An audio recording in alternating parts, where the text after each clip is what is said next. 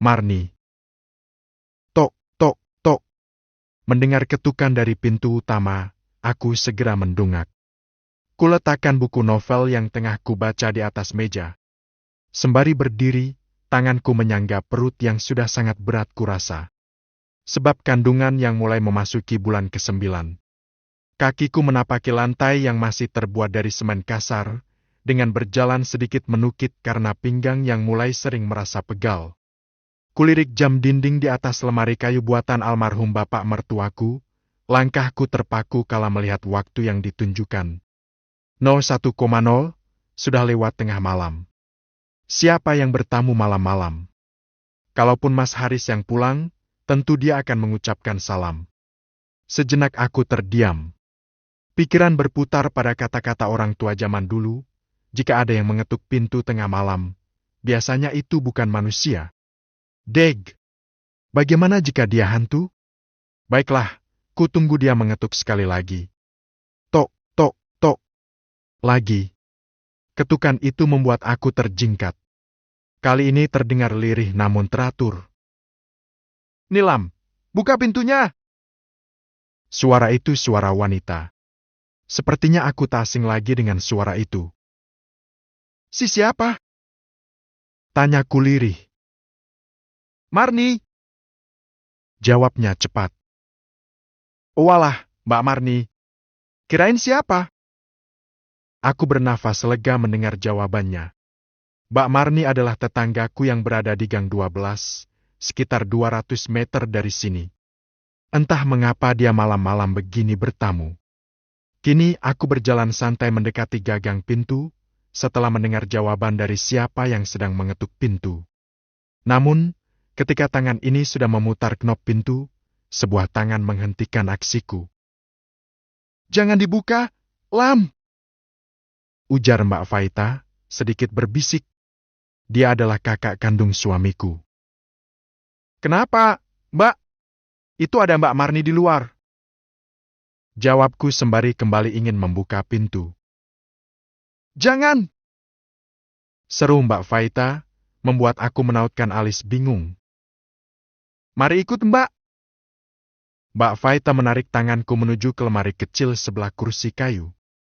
Ia membuka laci dan mengeluarkan sesuatu. Cermin? Tanyaku bingung. Ia mangut-mangut. Lalu menarik tanganku lagi mendekati jendela sebelah pintu utama. Mbak mau tunjukkan sesuatu sama kamu. Dia bukan manusia. Kalau kamu tidak percaya, lihatlah keluar menggunakan kaca ini. Ujar Mbak Faita sembari menyerahkan kaca kecil ini padaku. Tanganku gemetar mendengar penuturannya.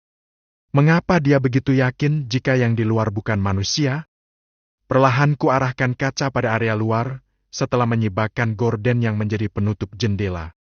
Keringat dingin tiba-tiba mengalir dari dahi dan punggungku.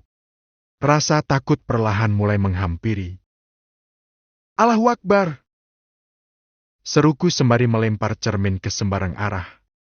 Kakiku gemetar hingga membuat aku beringsut mundur beberapa langkah. Untung ada kursi di belakangku, sehingga aku tak jadi terjatuh. Apa yang kamu lihat? Tanya Mbak Faita dengan tangan gemetar. Han. Mulutku keluh. Rasanya tak mampu lagi aku berucap. Di luar tampak seorang wanita yang aku yakin itu adalah Mbak Marni, tetapi dengan wujud yang sangat mengerikan. Awalnya ia memunggungiku, tetapi seketika berbalik dan berjalan cepat seolah terbang ke kaca jendela hadapanku.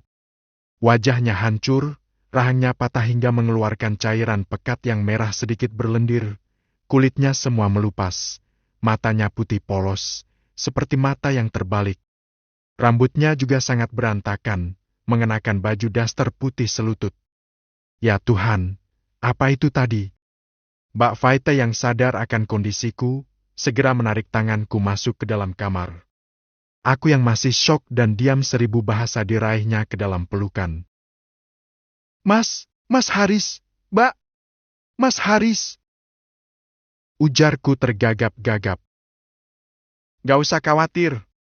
Haris pasti sudah menginap di suatu tempat. Dia tak mungkin kembali larut malam seperti ini. ujar Mbak Faite menenangkan. Mas Haris bekerja di pabrik. Jaraknya menempuh waktu sekitar 2 jam dari rumah. Entah mengapa aku sangat khawatir. Itu tadi Mbak Marni, Mbak. Ujarku masih mencoba menjelaskan.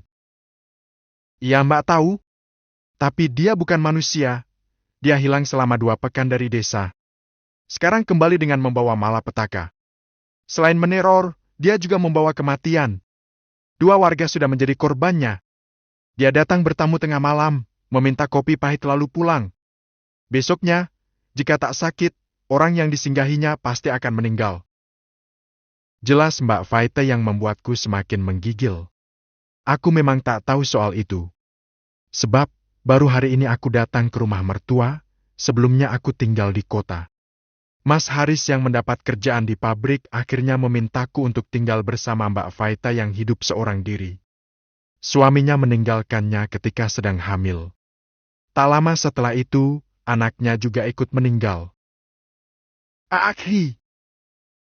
Terdengar suara jeritan dari luar. Seketika aku merapatkan diri pada Mbak Faite. Seluruh badanku gemetar. Suara itu melengking seperti terbawa angin.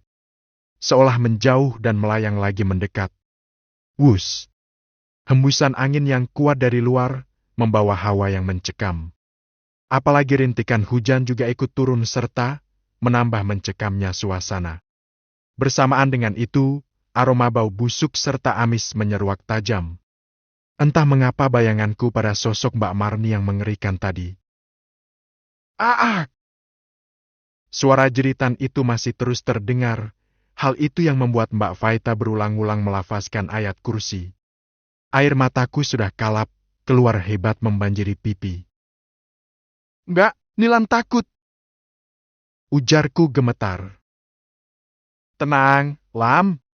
Allah bersama kita. Semua akan baik-baik saja. Yang terpenting kita tidak membukakan pintu untuk dia. Jawab Mbak Faite menenangkan. Suara jeritan dan tangisan itu masih terus terdengar, bak nyanyian malam yang begitu mengerikan. Suara-suara ketukan itu kini tak hanya ada di pintu saja, tetapi juga jendela dan dinding rumah yang memang sebagian masih terbuat dari papan. Allah, Allah, Allah, tolonglah kami. Kaki tanganku bergetar hebat. Rasa takut membuat aku dan Mbak Faite memilih meringkuk di pojokan kamar. Sebab keranjangku sangat dekat dengan jendela, Mbak Faite takut jika nanti terjadi sesuatu. Nilam, buka pintunya! Itu masih suara Mbak Marni. Tetapi kini suaranya jauh lebih mengerikan, seperti membesar dan ada 2. Mbak, Nilam takut sekali. Ujarku sembari memeluk erat tubuh Mbak Faite. Jangan takut. Setan akan lebih menang jika kamu sampai takut sama dia. Suara burung hantu bersahut-sahutan di atas atap rumah ini, seolah tengah menertawakan keadaan kami. Apalagi angin yang bertiup begitu kencang, membuat suasana semakin mencekam. Desa ini masih sangat jauh dari kota, bahkan kawasannya masih penuh dengan hutan rimba. Rumah warga juga masih jauh-jauhan. Masih benar-benar desa pelosok. Jeritan dan tangisan di luar mulai mereda seiring turunnya hujan lebat. Kini suasana berganti dingin. Kita tidur di atas ranjang, yuk. Ajak Mbak Faite setelah suara jeritan di luar benar-benar hilang. Aku mengangguk. Mbak Faite lalu memapahku berjalan ke ranjang. Sebab tangan dan kakiku masih keluh. Sulit untuk digerakkan. Mbak, kenapa Mbak Marni gentayangan? Memangnya dia sudah meninggal? Atau jangan-jangan dia ingin kita mencari jasadnya?